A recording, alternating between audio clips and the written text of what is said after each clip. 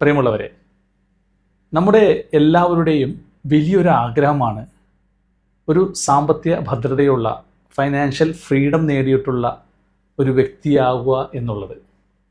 അതിന് വലിപ്പ ചെറുപ്പമൊന്നുമില്ല. ചെറുപ്പക്കാർക്കും മധ്യവയസ്കർക്കും അതുപോലെ തന്നെ മുതിർന്ന പൗരന്മാർക്കും എല്ലാവർക്കും ആഗ്രഹമുള്ളൊരു കാര്യമാണ് ആരെയും ആശ്രയിക്കാതെ ഒരു സാമ്പത്തിക ഭദ്രതയുള്ള ഫൈനാൻഷ്യൽ ഫ്രീഡം നേടിയിട്ടുള്ള ഒരാളായി മാറുക എന്നുള്ളത്.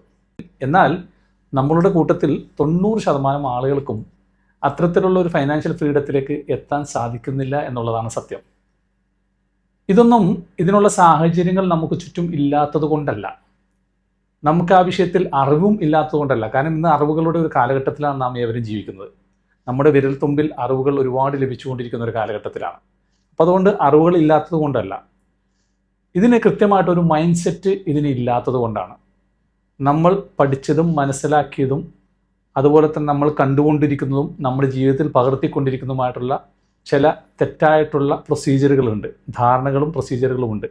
അതെല്ലാം മാറ്റി എഴുതിയാൽ മാത്രമാണ് അത്തരത്തിലുള്ള ഒരു സാമ്പത്തിക ഭദ്രതയിലേക്ക് നമുക്ക് എത്താൻ സാധിക്കുകയുള്ളൂ.